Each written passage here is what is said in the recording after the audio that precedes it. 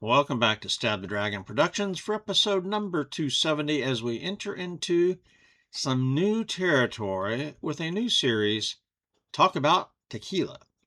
Coming to you from Fort Worth, Texas on Friday, July 24th, 2026, where it is currently 93 degrees.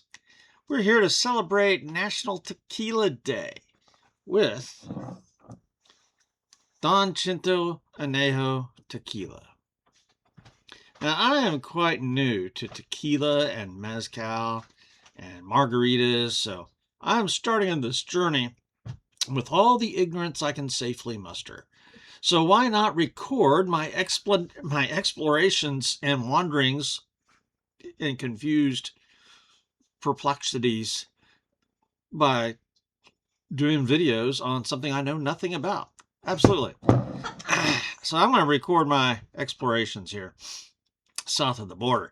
I'm a whiskey guy, and I'm just beginning to understand rum a little bit, but tequila is now the #1 distilled spirit in America. So I thought, maybe I better start studying this. And sure enough, my wife and I enjoy margaritas sometimes when we go out to eat, and that's been a thing for the last 2 or 3 years, I guess. So today is National Tequila Day. What is National Tequila Day, and when did it start? Well, this holiday actually began in November of 1974, November 16th to be precise. Where did it begin? Well, you would think Mexico or Arizona, California, New Mexico, Texas, somewhere. No. Utah State University. Really? 3 fraternity brothers at Beta Beta Beta. Their names were Bill Brown, Rob Sykes, and Doug McCullough. And by 1976, it had spread to more than 20 states and into Canada. In 1974, 76, I didn't even know what tequila was. Although there were some songs. I mean, Tequila Sunrise by the Eagles and Margaritaville by Jimmy Buffett, which I listened to back in high school. But so by the early 2000s, it had spread to tequila brands, and restaurants and bars were getting in on the action. And somebody somewhere at some time got together and said, let's don't do this in November. Let's do this in July. So July 24th ended up being the date for National Tequila Day. And the holiday got a boost in 2013 when the website of the National Day calendar, and I go there frequently, National Day calendar started. And so somebody's picked July 24th. Okay. I don't think there's any significance to that date that I could find. And the holiday got a boost also from Mexico. You would think just this year. In 2026, the president of Mexico, President Scheinbaum, you know, you live in a modern day era when the president of Mexico's got a German name. Whatever. But anyway, so just this year, March 2026, she approved the date of July 24th, moving the date to that day. So it aligns with the rest of the world. And that's how we get National Tequila Day. Whatever. So now National Margarita Day is February 22nd every year. So you get tequila at least twice, okay, or 3 times, Cinco de Mayo. So you got February, you got May, and you got July. Okay. Now to the tequila. I could literally find almost nothing about this. Okay. And so giving you any facts here is just going to be sparse. Don Chinto Anejo is 80 proof tequila for $34.25 in this 750 milliliter bottle. All right, I've got my format that I do the whiskey and rum reviews on, but since I know nothing about tequila, the format really doesn't always fit. So I'm just going to wander aimlessly through here. History. Don Antonio El Amo, in quotes, Aceves, in the late 1800s in Los Altos of Jalisco, is the furthest back they can trace Hacienda La Capilla. Okay, that's the house of La Capilla. So that's where this started from. However, the modern company started sometime in the last 15 to 20 years, is as far back as I can find. Very little information about the brand, and of course, they have a website, and you go there, and it's mostly in Spanish, which would make sense. It does have a translating feature, and so I got some information in English, but very little. So really, history is a mystery. Bottle label and marketing. The bottle is clear glass, square on the bottom. There you go. And then short rounded shoulders up here with a short neck. You've got a plastic screw-on cap. But otherwise, I like the bottle. Okay, and then you've got the embossing of the plant, right? The agave plant there on the side. So that's a nice touch. The label is, I think, very classy as well. I like the font. It's kind of an older style font. I like the color scheme there. It's got some red and gold, and you even have some kind of an old Mexican guy there. So really, it's a pretty nice looking label. And, on the back, some of it's in English, but most of it's in Spanish, as one would suspect. But, of course, you get the government warning is in English. Okay, this is imported by Aiko Importers, Inc. AIKO, Charleston, South Carolina. All right. So bottle label and marketing. The marketing part, I got some kind of a internet ad for a local liquor store, Goody Goody, and this was on sale, I guess, and so I found it at the store that way. I think it's like a Goody Goody brand. It's a Goody Goody Select brand or Goody Goody Direct or whatever they call it. But so it's lined up with that liquor store chain. So bottle label and marketing, I like the bottle. I did get a little bit of marketing, so 4 out of 5. They did have a nice website, although most of it was in Spanish. Appearance of this whiskey, or not whiskey. See, there you go. Very light. Very light in the bottle, and in the glass, it's even lighter. And so this is an Anejo, which means aged, I guess. So for an aged tequila, that's still pretty light. I wouldn't even know how to rate that. What that appearance would be. Because you don't want to compare it to whiskey or rum. You want to compare it with other tequilas. And my experience with tequila is pretty slender, so who knows? I don't know. Maybe that's a 5 in tequila lingo. I don't know. But it's thin or light colored. All right. Composition, 100% Blue Weber agave. 40% ABV, 80 proof. Again, it is Anejo, which means extra aged, but it's non-age stated. There's nothing on there. So Anejo could be a year or two, I guess.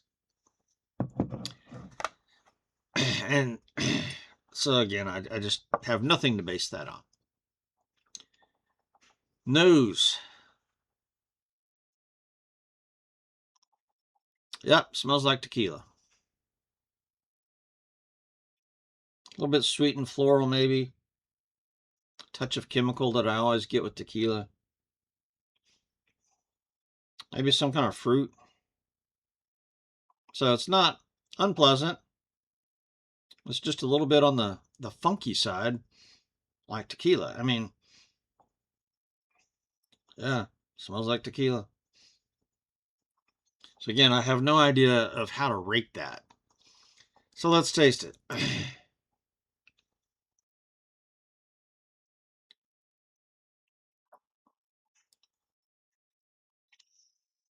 And the taste is true to the nose. It expands a bit in the back of the palate. So it's pleasant. It's just very different for me. the funkiness I can kind of relate more to Scotch than I can rum.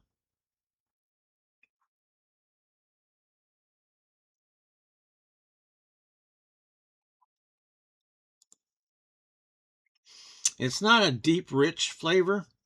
I mean, it's very light. So I'm not 100% sure I actually like this. It's not nasty. It's not unpleasant. It's just different. You know, it took me most of a year to learn to like Scotch whiskeys. And so my vast experience with tequila is primarily in margaritas. And you can get margaritas with all kinds of different extra stuff in there. Strawberry margaritas, blueberry margaritas, you know, raspberry. So that's my experience. And now at home, we make margaritas here, and I use a mix and lime juice, and you know, it's very pleasant. I mean, we like margaritas. It's a nice drink, but neat is a different story.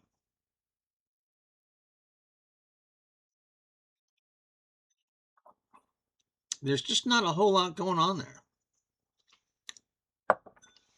Hmm.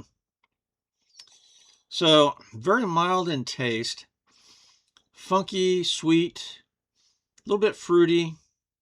I don't know what else to tell you.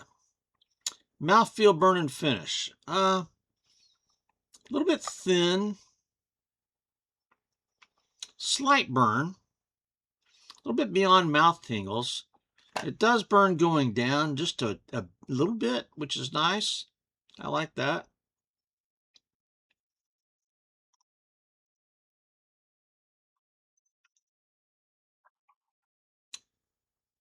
Even though I said it's thin, there is an oiliness there. It kind of lingers. It coats the mouth a little bit. And it does linger. So it feels thin at first, but it doesn't disappear in your mouth. Like you can maybe see the oiliness in the glass. See that? And again, I'm not real sure what it's supposed to feel like. So mouthfeel, burn, and finish.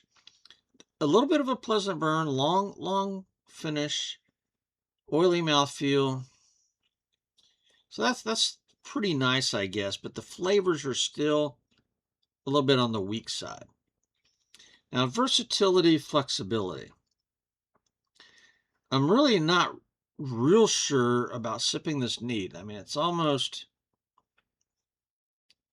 you know, it's just a little weak. So let me go try to make a drink with this. Now, obviously, I could make a margarita with this. And I may do that for my wife. She likes margaritas. But you can also do something like an old fashioned with tequila. And so let me try something along those lines. I'll be right back. And I'm back with something that's probably a bastardized cross between an old fashioned and a margarita. Okay, so who knows what this is going to taste like. I did not sample this in advance. This is a total experiment. All right. You can see that I've rimmed the glass with Tehin seasoning. And we have a lime floating around in there. I did squeeze the lime a little bit, so there's some lime juice in there. We sweetened it with some Herradura agave syrup. And the bitters, plain Angostura bitters, and then some Fee Brothers mole bitters right there. I have no idea what this tastes like. This is a total experiment. This could be a disaster, like the rest of this review. Here we go.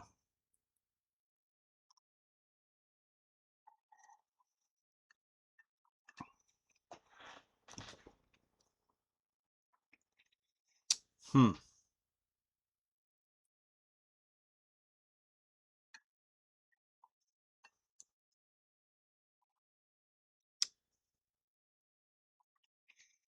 There's something there that's good. Um, there's something there I don't like. I'm not sure if the thing I don't like is the Tahin seasoning on the rim,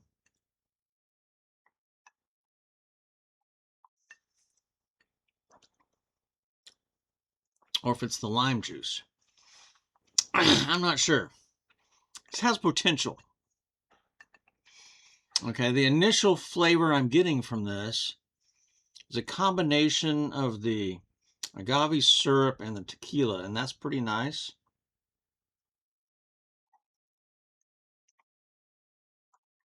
The bitters are in there, and I think that's nice. It's something does go a little bit. I think it's the lime juice. Maybe putting lime juice in there wasn't quite right. I don't know. This is good enough to where it requires further study. So I will experiment with this again, but this is, really close to a margarita, except with margaritas, I put a whole lot more of the margarita mix in there. So I don't know. This is interesting.